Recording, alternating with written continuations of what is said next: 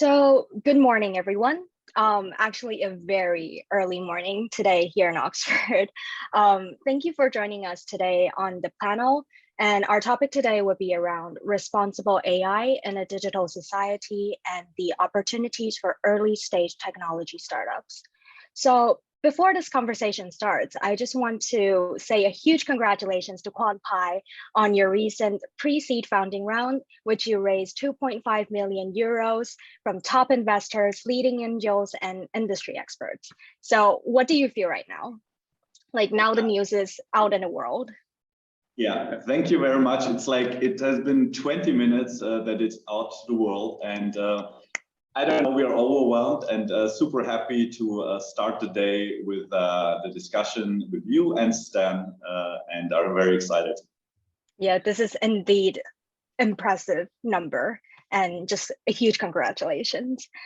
So before we kick things off, I want to do a very brief introduction of our panelists today. Firstly, I would like to welcome Sten Tamkivi, who was a CDL Oxford AI mentor and was introduced to QuantPi during the last CDL program year. He is now a founding partner of CDL Estonia, which just launched its first stream digital society this year. So outside of his engagement at CDL, Sten is also a co-founder of Plural Platform, an investment platform set up for tech unemployables in Europe. Prior to co-founding Plural, Sten co-founded Teleport, which was acquired by Topia in 2017, where he then sat as entrepreneur in residence after the acquisition. He also served as Skype as an early executive for over 8 years. Sten started his entrepreneurial career by founding the first digital media agency in Estonia back in 1996 at the age of only 18. And on the other side of the panel, QuantPi is a leading development platform for responsible AI. Their platform aims to solve the so-called black box challenge posed by AI systems specifically. It helps enterprises to eliminate the uncertainty that surrounds delivering AI systems by bringing in control in every step of the development process. So with their platform, enterprises can minimize the legal, commercial, and reputational risk related to their AI solutions. The founders of the company, CEO Philip Adamides, Chief Scientist Dr. Antoine Gauthier, and CTO Artur Solimanov are here in this fireside chat to represent QuantPi. So briefly going back to the point I made earlier, Sten was introduced to QuantPi at CDL Oxford, short for the Creative Destruction Lab. The CDL is a nonprofit organization that delivers an objective-based mentoring program for massively scalable seed-stage technology companies. Sten mentored QuantPi during the CDL program and has remained a good relationship with the company after they have graduated from the program. So, all right, let's get straight into our thing today. So responsible artificial intelligence. It's on everybody's minds. There have been many conversations about responsible AI, I think especially in the past decade. And I think it is quite established right now that we, as a society, will coexist with technology in general and intelligent systems in particular. And I think responsible AI is particularly a hot topic in Europe right now because of the emphasis on the protection of data privacy, user autonomy, and security in the macroeconomic sphere. So my first question, this brings me to my first question, which is to Sten. As you're such an experienced tech founder and expert yourself in Europe, what is a key technological breakthrough that you foresee in the next 5 to 10 years? And why does it stand out so much from your perspective? I think it's like there is a whole laundry list of things that people are monitoring, and AI being like a massive macro trend amongst them. Yeah. So I think where I find QuantPi and the space that they're in extremely interesting is less about the what they're building, but the how. And I think that actually sets up a bigger macro theme for Europe, is that if you look at the development of the internet and if you look at the development of the big technology waves, basically we've gotten to a point where there is, in most things, in consumer applications, in AI development, in sort of clean tech, in many other fields, there is the American model and there is the Chinese model. And the American model is driven by large companies. It's a market with $5 trillion companies who dictate the market and drive most of the M&A activities, most of the large investments. The Chinese model is driven by the Communist Party. And I sincerely believe, and this is what we're building for at Plural as well, is that there is like a middle ground there. There is a certain space where data belongs to the citizens, and there is a certain set of privacy expectations, and as a result, laws and regulations that are applied, like GDPR, for example. There is certain confidence of citizens in the state. So if in the US you would get the identity from Google or Meta, the login, if in in China you have the government assigned social scores, in Europe you actually trust the government issued private key infrastructure. So there are many things where I would argue that there is a certain set of humanist values that are unique to Europe, and so the citizen-centric values. And what QuantPi is building is I think is a great example of those values in applied form. So if as a citizen you really want to know how an AI or a machine learning sort of setup at your insurance firm works, and does it discriminate against you or not based on some arbitrary features, this is the problem that QuantPi is solving, and this is why I've been very excited to work with them. QuantPi, do you have anything to add on this point? Yeah, totally. So I think what we also learned during CDL, and not at least in the discussions with Sten, is that it is extremely important for us personally, but also for our whole company, and also in the context that you said, Sten, to be purpose-driven, right? And we as QuantPi, we want to enable society for safe and self-determined coexistence with these intelligent machines or technology in general. And this is what drives us. This is what makes us happy to work for every day. And therefore, I totally agree with Sten that we, especially in Europe, need to understand our values and also implement them into our companies and into our societies. Yes. So I think this brings us to our next question, which is there's like a recent revision of the product liability law in the EU that aims to tackle the risk of damage caused by artificial intelligence systems. And I think specifically this round of revision is to take into account of digital transformation generally and the black box explainability challenge that AI poses. So this question is both to Sten and QuantPi. What are your insights on this, given that QuantPi's mission aligns so well with this initiative? Mm-hmm. Absolutely. Absolutely. Actually, when this initiative came out, it was for us a huge confirmation to what we're building and a huge validation for this, right? You have this AI EU Act, which came first, which sets up a lot of good practice and regulations to say, hey, look, this is how you are supposed to build a good system, which you can trust, right? Mm-hmm. Mitigate the risk. But then comes this AI liability directive, which says, hey, but look, if something goes wrong, right? What can we do? And there exactly this liability directive kicks in, and it allows the victims, actually it gives tools to the victims to make a claim and say, hey, I have been harmed, cause has been done to me, and then it needs to be repaired, right? And this is this whole liability story, and to know also who, well, will have to repair this harm, right? These are two very important aspects. And as said by the European Union themselves, right? I mean, there is, to protect oneself against these potential dramatic consequences of being liable for an incident, right? An AI incident. I think the strategy is pretty clear, right? On the one hand, you need to follow the regulations of the AI EU Act. And on the other hand, you need to be able at any point of time to prove that you did it, right? To collect evidences that you're really doing your best to try to build some trustworthy AI system and to mitigate all the risks around them. And this is something very important, of course, and this is exactly one of the main challenges we are trying to tackle, I think. Yeah, absolutely.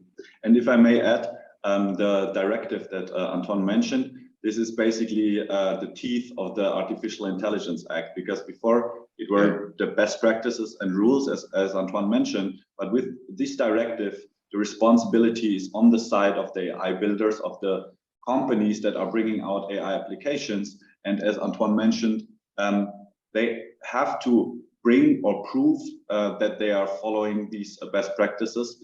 And this is what we at QuantPi and also with our product call evidences. And that helped us a lot and it actually is a big confirmation. Yeah. Yeah, I think it kind of like not only protects the customers and the users of AI solutions, but also protects the enterprises that are producing that platform to protect them from the risk that may come from the damage that caused by their AI solution. So I think it's really important to Europe and like the world in general. So yeah. I think one thing to consider here is that actually two things I want to point out. One is that there is a whole sequence of AI risks. Like there is anything from sort of provability and detecting biases in data sets and whatever, like something that is sort of happens in use of machine learning based systems, doesn't necessarily kill anyone, but is sort of annoying if it happens at scale. On the other end, you have like my friend Jan Tallinn, who was one of the foremost thinkers of AI safety in the world. Like he usually puts it bluntly, is that then there's on the other end, there is the risk that AI will turn the sun off and we all die. And so I think there is a gradient, and I think the sort of some of those things need to be regulated on a global basis, like maybe that every data center actually has a big red button to turn it off in case of emergency, or like some stuff like that. And others are more regional, more values-based, more sort of depending on the policy of a particular country or continent. So that's one point. The other point that I think is crucial is that governments always are running behind, and AI is no different. So the real innovation, like people driving sort of AI models forward in private sector are either working in private companies or they are working on open source projects, and like especially in sort of image manipulation, we've seen like a plenitude of projects that are all accelerating what AI does, and then there is a government somewhere in the corner running behind them and trying to figure out what to regulate, what not, what's wrong, what's right. So that's where I think it's crucial that we don't only wait for regulation, but there is some of this stuff is built into the mindset and the values of the startups that are working on these things. Then I would hope that the governments actually listen and take the best practices from the companies actually building them, rather than creating regulation in isolation, which is something that is in some areas which are a little bit ahead in regulation, like Web3 and crypto, for example. Like people who have never built any of these systems might get some of the very basics wrong. so I would hope that that's a very like a tight loop and tight dialogue, and companies like QuantPi with real world examples, serving real world customers with real world problems, can be also the source of the ideas for this relationship. Totally. And if I may address your first point, right? This is also why we are focusing on what we call mission critical AI use cases. So for us, it is not that important, for example, to have this heavy set of risk mitigation for a streaming platform that recommends you the next series, right? That might be a problem for the company, but it is not really critical. Whereas if you have autonomous driving or in the healthcare industry, or if you look also at system relevant like bigger applications in the finance industry, these are applications that when they are going wrong, it's actually critical, and they need these risk mitigations and like the consistent observation around it. And I think that is a very good differentiation on what to focus on at the beginning, and what maybe can just like be developed and is fine to be out there in the world. Especially, I think it's also important for the systems which are initially designed for being biased and discriminative. Take as an example, credit scoring or dynamic pricing. The idea of these products, it's exactly is to rank in a certain way consumers or the users of this product. And I think in this particular use cases, we have to try to mitigate the unfairness and everything that can go wrong. Mm-hmm. And I would then actually again emphasizing maybe a slightly different aspect of your first point, Stan, the scalability aspect. I think is extremely important here, right? If I don't know, but to take on the credit scoring example, right? If someone who is supposed to give you your credit is discriminating, this is a problem, but it's one problem. If a system is discriminating and is deployed in every bank, is a much bigger problem, right? Although they both discriminate the same, but the impact on our society, to come back to the society, is crazily big. And this also shows to some extent that the concept of criticality, I think, in the AI system, right? There we really need also to put the scaling aspect in it, because then small thing can be emphasized to become huge problem, right? And that's why also in the whole assessment of this criticality, I think it's very important to take care to really do things well and use the proper tools to do it, but have it come back later on. Okay, so Sten, you have recently helped launch the Estonia side of CDL, which is now launching its digital society stream. I just wanted to ask, why Estonia? Why is it so compelling to you as an entrepreneur about the nation and the economy that led you to this decision?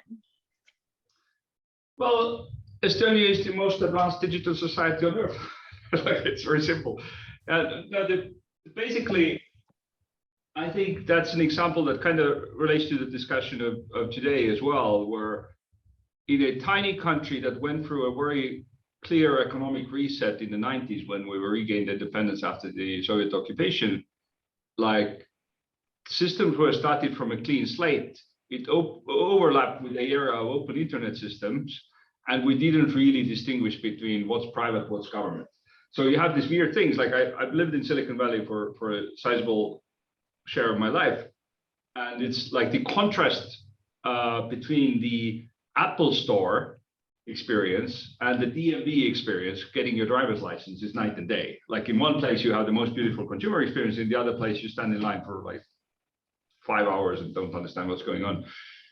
And in Estonia, you don't have that distinguishment. Like the private key infrastructure, the digital signature. We've had the digital signature law since 2000. So like for 20 years, any place where people would accept the paper-based signature, they have to accept the digital one. And everything is digitally signed. We've had 10, 15 years of elections happening on that same infrastructure, all the banking and the tax board, like private and public, everything happens on the same infrastructure. And in the last sort of decade, we figured that, okay, we built all these systems, we built all this infrastructure, and we have a 1.2 million people. That's kind of wasteful, isn't it?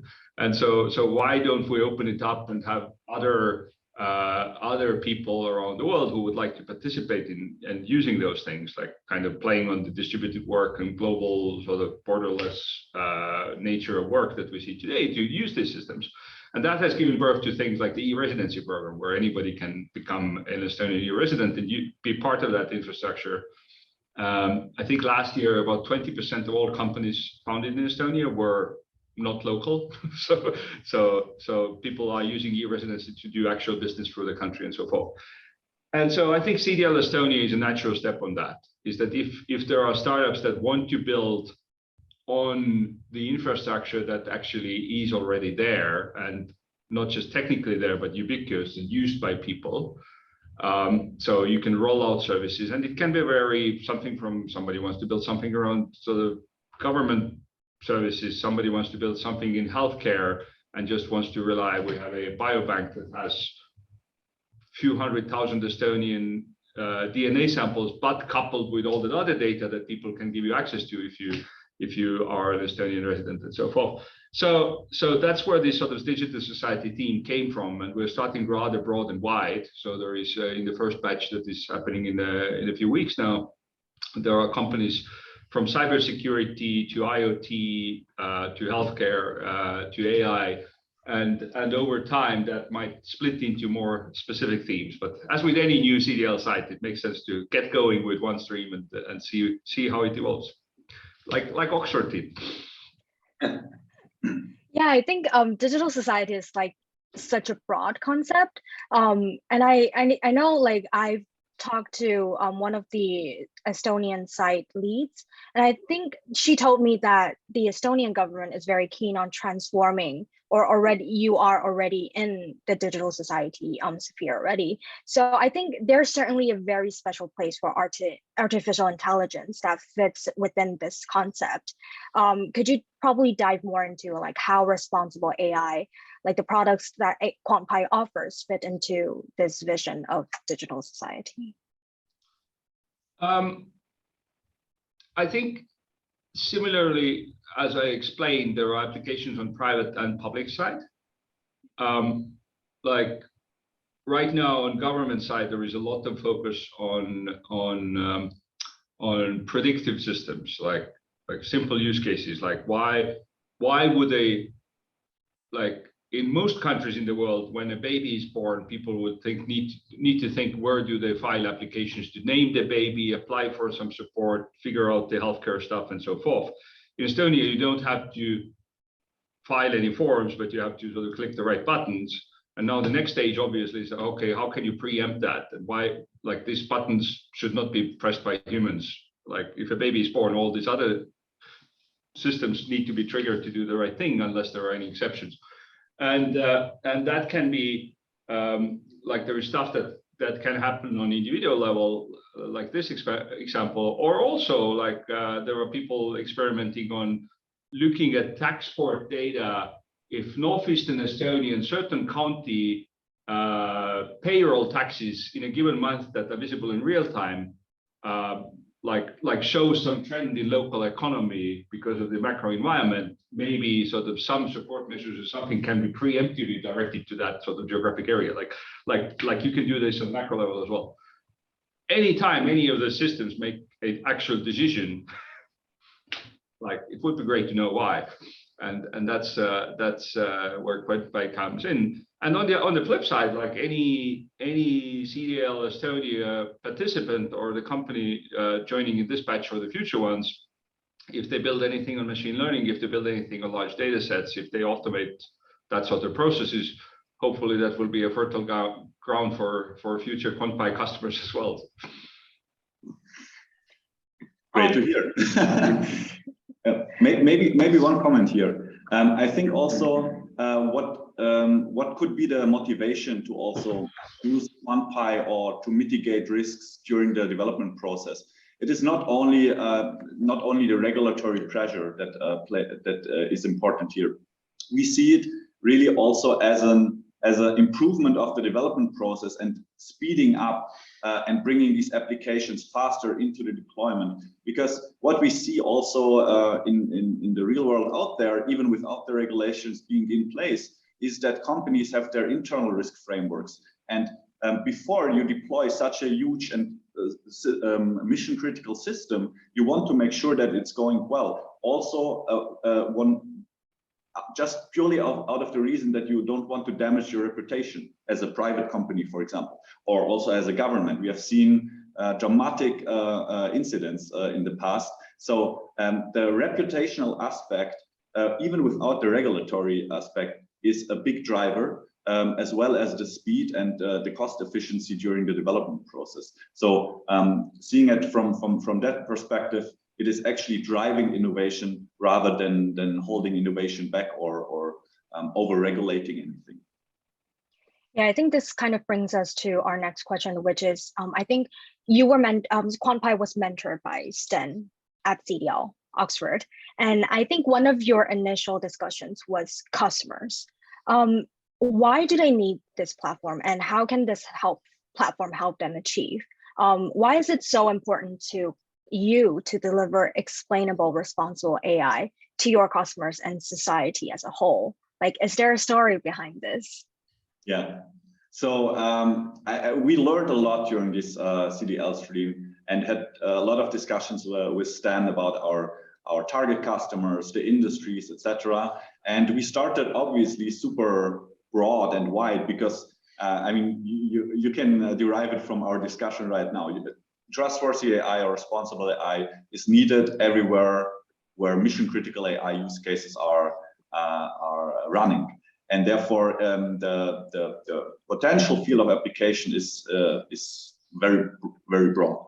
But we had to narrow it down because we are still a relatively small company, and we had to target customers that we can reach like fast enough to also have the necessary traction, and at the same time not losing like this big vision on mitigating the risk of like relevant systems.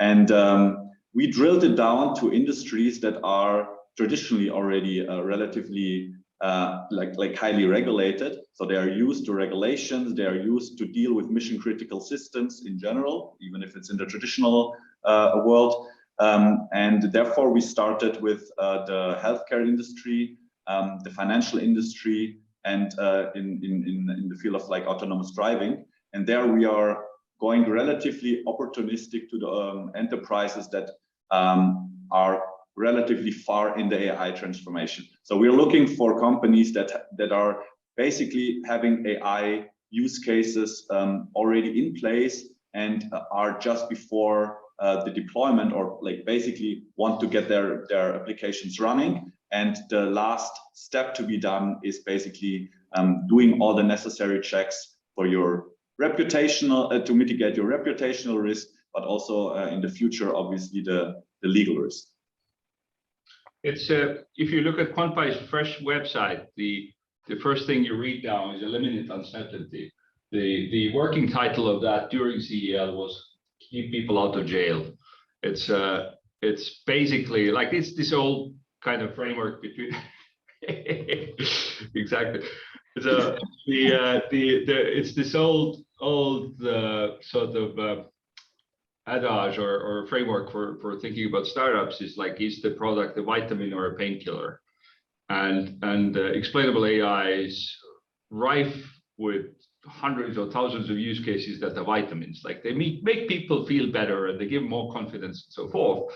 But even today, there are, as Philip was explaining, there are the sort of industries where it's a real painkiller. Like if you don't prove this, if you fail on this, you will go to jail or pay a lot of money in fines. So that's the obvious place where it improves the sales process and sales cycles. Like people have a certain urgency about solving these problems and so forth. So that's usually a good angle for startups to pick as first customers. And you mentioned urgency, right? The Artificial Intelligence Act and their translations into the national levels is discussed like basically on a daily basis, at least in our bubble. And some enterprises say, yeah, okay, we don't know when it will be actually applied and translated and so on and in place. But the problem is, and also in comparison to GDPR maybe, that the Artificial Intelligence Act and also with this new directive is GDPR on steroids. And artificial intelligence are very, very complex black boxes. So you cannot just like update your website and then you are GDPR compliant anymore. You have to start now, and you have to start early, especially when you invest millions of euros or dollars into your AI transformation. You don't want to be stuck when the regulations come in place. So this is really it totally makes sense for companies that see the AI transformation for their organization to start early and put these best practices and processes in place already. Not only for the regulation, as mentioned before, but also for your reputation and for your efficiency. And also, we believe that coming up to the responsible and trustworthy AI systems is not the work only of data scientists or machine learning engineers. It's something that should go through the whole verticals of the corporates, starting with the executives, which build a strategy, accept certain risks, auditing frameworks, either ethical frameworks, and these values should be propagated down, and actual executors or machine learners, data scientists, also aligned with the company strategies. And there where we help, first of all, to build such a frameworks, you need to understand your AI use case and what your models intend to do, where it kicks in explainability. Also, you need to operationalize these frameworks, your internal AI ethical or responsible AI frameworks. And we try to assist companies and multiple stakeholders to operationalize their AI governance and risk mitigation within the development processes. Yeah, so after this discussion, I feel like I'm just really curious about like where all this came from, like from a QuantPi's view. Like I remember Antoine talking about you have a daughter and then you want her to live in a safe world where human beings can coexist with technology and intelligent systems in particular. So do you want to like share more about that side of the story? With big pleasure, thank you. And you are exactly actually opening the good bridge towards something I wanted to say. Yes, ultimately it's about the outcome. Also, when you look at these regulations, right? These regulations, they are not just there for the fun. There are some of these regulations that are really there about, yeah, look, these are things you need to verify to make sure things will not go too far, right? Why? And the reason, as you mentioned, my daughter, exactly. I feel like with the current growing of AI in our society, right? And I mean, it's really going fast and big, right? I would like to enable my daughter to not have to do a PhD in computer science, to just have an idea of what she should take care of in her daily life, right? When she deals with all these AI systems and so on and so forth, right? And this is for me a crazy motivation exactly for the vision that we have to build the safe coexistence and self-determined coexistence with these intelligent machines, right? Yeah, exactly. And therefore, as said, right, these regulations, yes, sure, but why? And let's do it for the real reason of building a good, better future for all of us. And maybe if I comment on that, is that basically not only our main title of the website has changed over the path at CDL, but also our vision. So we really discussed and shaped our vision, and I think we discussed it with more than 60 people already. One of them was Sten, and we basically discussed every word in this vision statement. And coexistence tells you that we are totally believing in technology. We believe that AI will influence our life and can actually positively influence our life, but we have to understand how this influence can be positive and what can we do if there is outliers or things are going actually wrong. So yeah, that's the addition to your comment on the future generations. Okay, so my next question is, could you possibly touch upon like why is it so transformative on QuantPi's business objectives and development after like receiving mentorships like from Sten, like people that are so experienced at Sten? Could you share? Yeah, obviously. So we founded QuantPi out of our academic careers, more or less.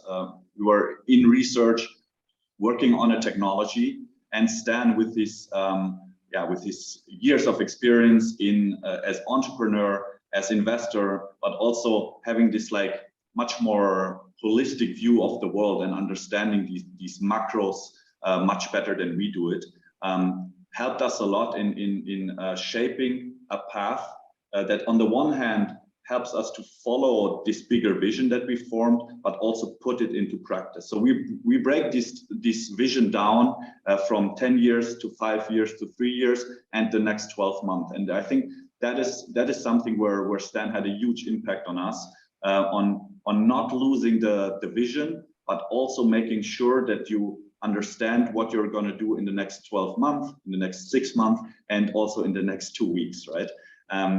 That, on my opinion, but please, it was one of the biggest influences. Yeah. So there is a common belief that you learn on the mistakes, but speaking with experienced people and like with Stan, with other CDL mentors, this can help to avoid some critical mistakes, and that helped a lot.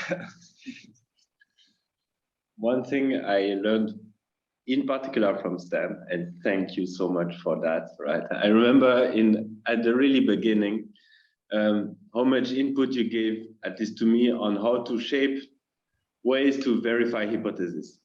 For example, I don't know, like wearing there are many examples anyway. I will not go too much in details, but yes, thank you so much. Right, we had a lot of hypotheses. I don't know, customers wants this, customers wants that, and so on. And you gave me at least, extremely nice and creative ways to verify, okay, is it working? Is it not working? How can I approach these people? Thank you so much, Sten, for that. It really helped me a lot. Thanks, guys. Making me blush. Right, I don't take all the credit. There are many good people at CDL. Yeah. Okay, so let's go to our last question. I think this is for both Sten and QuantPi.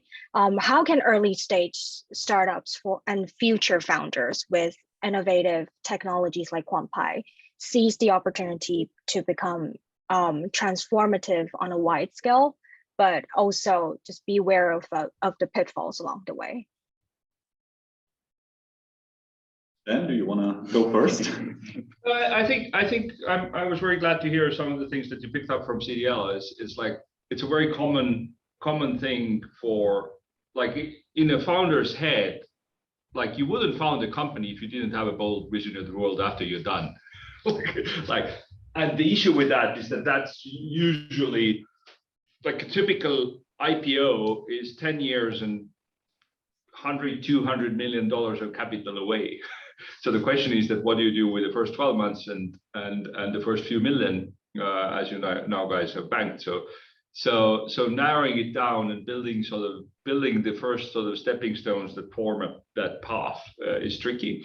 And the other thing, especially in AI and machine learning fields, working with people from those fields and hiring, for example, data scientists in the past, one thing that I've seen is that there is many people in academia strive because the academic cycle fits them. You come up with an idea, you publish an article, you get the degree, and 5 years have passed, or 10 years in some cases. And some people are on that path and realize they want to have a quicker impact to the world. And for that, creating a private company, founding a startup is actually a great vehicle for talented people from academia, coming from extremely deep knowledge about some field, to actually have impact faster, to have a customer call tomorrow, not an article in 2 years. And even when that drive exists, like which is obvious with the QuantPi team, it still takes a readjustment. It takes some sort of, okay, how do you create faster cycles? What are the new skills that you need? What are the things that you're usually happy to react to, but you should get more proactive about? And that sort of little tips and tricks is probably the core of what you can pick up from a program like CDL. Is like just sort of lay out your vision and have people poke holes in it to see how you can go faster about it. Yeah, totally. Oh, I think we lost Nessie. Okay, I think we're still recording, so it's all fine. Yeah, but to address what you just said, absolutely. And I think you mentioned one point that is extremely important to us, is we don't believe that we already know how to go faster, how to apply these cycles and so on. But what I learned also over the last month and also during the CDL phase was to hire the next generation. So hiring people that have been through that already, that know the next steps. It's no guarantee, but it's obviously helping us to learn faster, because we want to increase our learning curves. We have to become managers as fast as possible, and we have to understand that we bring in people, attract people that guide us and support us on that way. And until now, we were pretty successful, and I think that is due to our absolute conviction of the purpose. And people understand, I think, or people see that there's something going on. There's a bit more than in Germany a GmbH, so a company being founded. It's really the vision that drives us, and yeah, I think that is one of the key challenges that we had in the last month. So we had to learn, can we attract these people? And until now, we are, I think, very happy. This is one of the challenges. Obviously, there's a lot more. Yeah. So. And there is you mentioned a word that I would like also to pick on, convictions. Yeah. And especially, you know, you also, Sten, you said, because you totally described, I think, my situation, right? I was in academia. Yes, I did a long time in academia. I did a PhD and so on. And then, yeah, I met the two and wanted to have also some sort of impact at a difference, maybe also short term. So not short term, but like faster, right? Especially for a mathematician, you know, until your theorem gets down to the real world application, sometimes it takes hundreds of years, right? Depending on which theorems. No, but I think there were still some convictions that I got from academia, which helped us, I believe. Things about, for example, when you do, especially when you deal with deep technical algorithm and these kind of things, taking a lot of care to the quality of your algorithm. Right? So we pushed. It was difficult at the beginning, really, but it was worth it. Paid off a lot to build our explainability framework with some simple constraints, but very important in this field, such as reproducibility, such as like some sort of reliability score, how much these explanations you can rely on them, and also some flexibility. And I think this also connects with this idea of, look, you want to make your system trustworthy. You want to make sure that it will not go wrong or crazy. And therefore, these kind of convictions coming really from academia were extremely helpful to reach this purpose, is to say, yeah, look, look at the risk, do it right, do it in depth, and then potentially go the next step. Yeah. Great. Yeah, I think that's perfectly wraps up our fireside chat today. Thank you once again for both of your participation here, and thank you. Yeah, and congrats to the round. It's just the beginning, guys. Celebrate the work. Thank you so much for moderating the fireside chat, Sten. Thank you so much. We cannot thank you enough for your support. And we are super happy that we started our journey with you together. And we are looking forward to a bright future and hopefully safe and trustworthy future. Yes. And important advice to all the other startups: participate to CDL. Yes, absolutely. This is a life changer for your company. Hashtag build something massive. Exactly. Bye, guys. Bye. Bye. Thank you. Just end or do a stop.